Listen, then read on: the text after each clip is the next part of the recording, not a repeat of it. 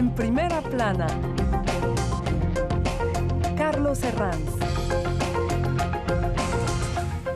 Bienvenidos en Primera Plana, un programa de Radio Francia Internacional y de France 24. Esta semana para hablar de las conclusiones que deja a su paso el Mundial Femenino de Fútbol Francia 2019. Para ello cuento en este estudio con tres invitados. Damien Lemaitre, es periodista del diario L'Équipe. Bienvenido, Damien. Buenos días. Contamos también con la cronista deportiva Cindy Colmenares. Bienvenida. Gracias, muy contenta de estar con ustedes. Y con mi compañera de RFI, Ana María Ospina. Bienvenida, Ana María. Hola, gracias.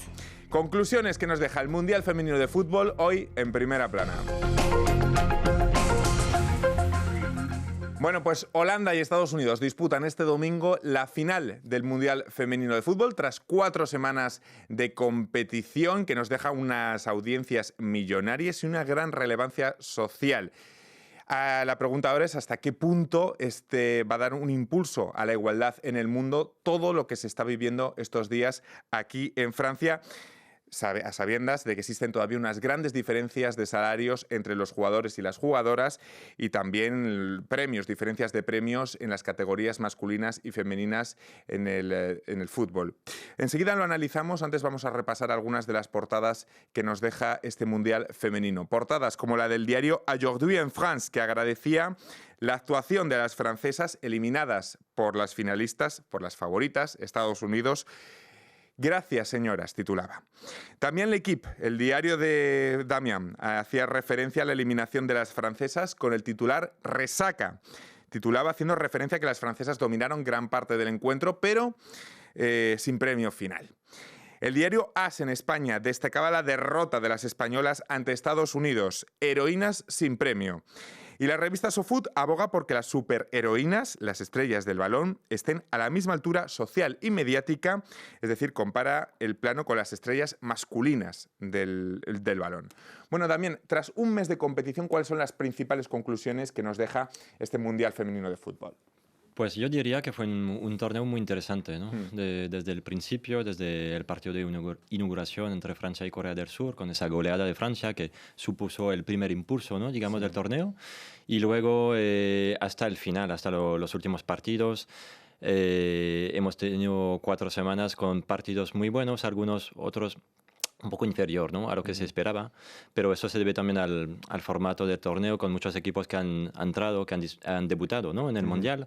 Y bueno, yo recuerdo, por ejemplo, un partido muy interesante entre Inglaterra y Estados Unidos en semifinal. También otros partidos, otras sorpresas, equipos que destacaron, como Italia, como España. Y así que me gustó mucho, me gustó mucho. Cindy, conclusiones de estas 4 semanas de fútbol. Sí, fue muy interesante, sobre todo porque se vio que el público sigue a los equipos femeninos y que lo puede apreciar como los matches también masculinos. Lo único es que también se sigue viendo una diferencia de nivel, hay que admitirlo, pero de buena manera hay matches también que han sido muy interesantes, como por ejemplo Estados Unidos contra Inglaterra. Fue un match muy significativo que también mostró que el fútbol femenino pues puede dar ganas a las personas de verlo, que es muy bonito, pues. En lo puramente deportivo, Ana, este domingo gran final. Holanda y Estados Unidos, ¿cómo es el planteamiento? A priori, las estadounidenses grandes favoritas. Bueno, en el papel decimos que son favoritas porque son las tricampeonas, es su cuarta final, pero del otro lado no olvidemos que tenemos a las holandesas, actuales campeonas de Europa, o sea que es una final lógica y pienso que es una final abierta. Para Damien también, final abierta. Diría que los Estados Unidos son claramente favoritos. Además, Holanda ha tenido que jugar una prórroga, 30 minutos más en la semifinal. También tienen un día menos de recuperación. Han mostrado señales, o sea, como que creo que les va a faltar un poquito de experiencia también, un poquito. Luego depende, ¿no?, que llevan 2 años con un crecimiento enorme y quizás sobre el entusiasmo, ¿no?, ese impulso, pues podrían derrotar a Estados, pero diría que Estados Unidos son las favoritas, claramente. Y Estados Unidos también sale de un match súper complicado contra las inglesas, un match muy exigente. En cambio, las holandesas pues tuvieron un match un poco más, vamos a decir, menos complicado contra Suecia. De la parte de Estados Unidos tienen una excelente jugadora que es Alex Morgan, que de hecho estuvo también con el Olympique Lyonnais en Francia, una excelente escuela también de jugadoras ya lo es estando en Estados Unidos, pero también aquí en Francia. Y puede ser una final súper interesante y puede también dar una sorpresa. Yo creo que las favoritas son evidentemente las americanas, pero puede haber una sorpresa también por ahí. Una de las principales conclusiones que nos deja este Mundial son las audiencias récord en televisión. El partido de semifinal Inglaterra-Estados Unidos ha sido el evento más visto en Reino Unido en lo que va de año, atención, con 11,7 millones de espectadores. Audiencias récord también en Francia, que han sobrepasado los 11 millones de audiencia en muchísimos de los partidos. Estos datos hacen recalificar el fútbol femenino como un evento a nivel global.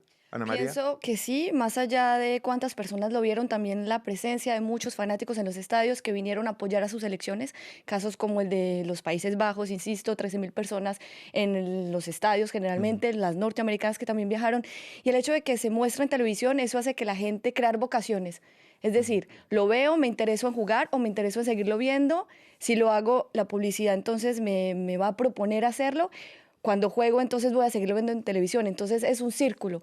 Lo mismo sucedió cuando el Mundial de Fútbol en Francia en 1998 no había un interés tan grande por el fútbol masculino, lo estoy diciendo, y era masculino. No es un país, claro, no es un país, digamos, de fútbol, pero Francia. cuando el Mundial sucedió aquí, después de eso hubo una ola de personas que quisieron jugar e hicieron que el deporte se volviera más popular.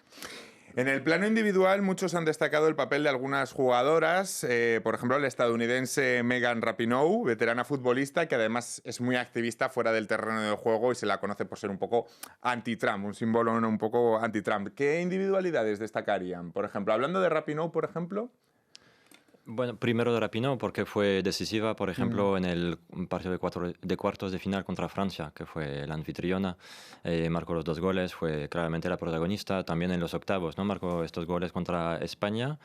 Luego destacaría también diría a Wendy Renard, ¿no? Porque marcó los 4 goles, es defensora central y marcó los goles de Francia, que se esperaba algo más de esa selección. Pero a Wendy también fue un poco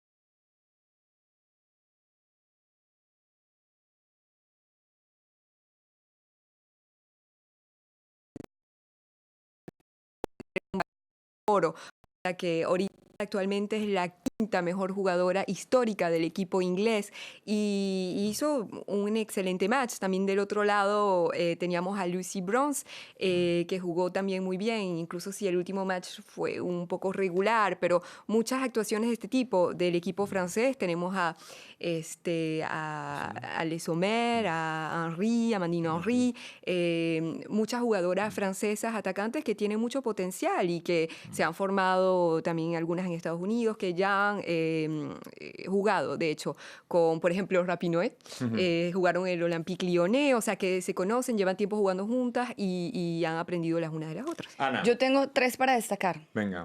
Tengo Rose Lavelle, la mediocampista estadounidense, que para mí ha sido una de las mejores jugadoras técnicamente hablando dentro de este mundial. A Christiane Endler, la arquera de Chile, que además es la arquera del Paris Saint-Germain, porque demostró que en el arco también se puede ser muy buena y es un puesto que no está muy explotado dentro del fútbol femenino y lo demostró de gran calidad.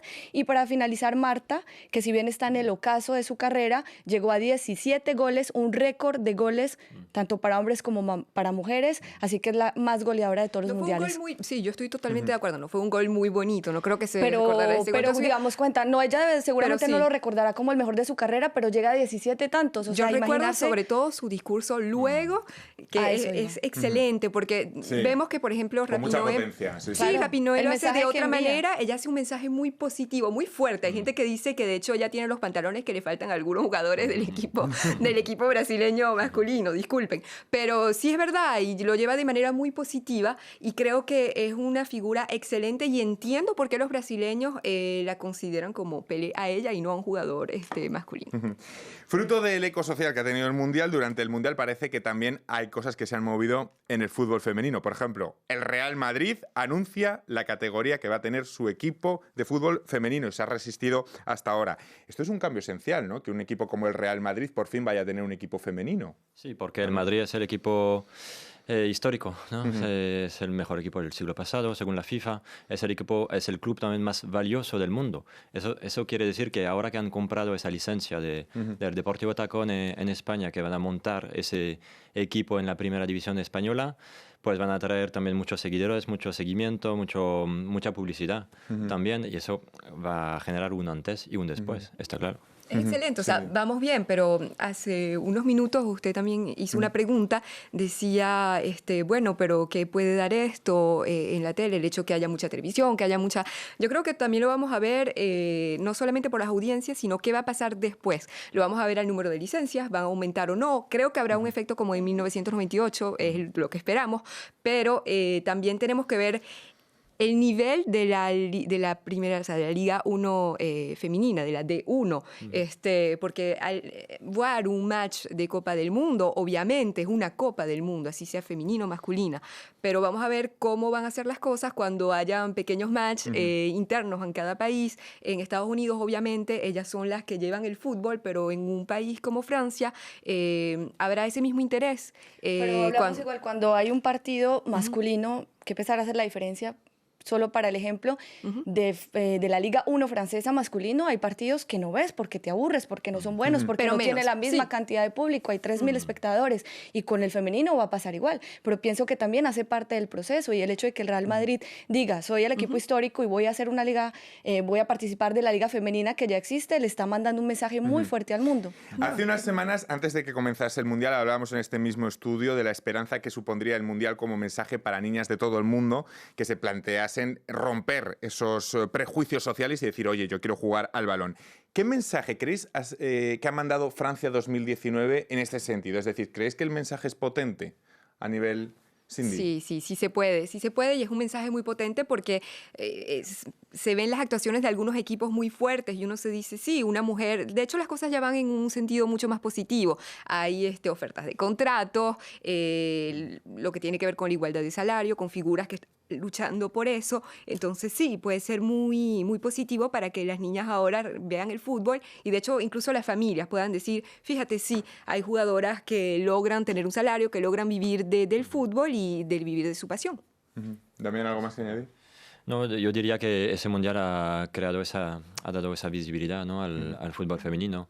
Ahora el fútbol femenino se enfrenta digamos, al fantasma del Mundial del 98, cuando la victoria de Francia supuso también un cambio societal, ¿no? Aquí en Francia, porque se dio espacio a esa generación Black Blanc-Beurre, ¿no? Esa multiculturalidad. Y claro, ahora pues el fútbol femenino tiene que consolidar ese movimiento. De hecho, lo vimos en el equipo. Había un reportaje muy corto ayer que mostraba las personas en la calle, le preguntaban, dime nombres de jugadoras de fútbol francesas y sabían decirlos, ya las conocen, o sea que tiene mucha notoriedad y es muy positivo. Es un paso positivo. Despedimos en este punto a los telespectadores de France 24. Nosotros continuamos hablando del Mundial de Fútbol Femenino y sus consecuencias hoy en Primera Plana.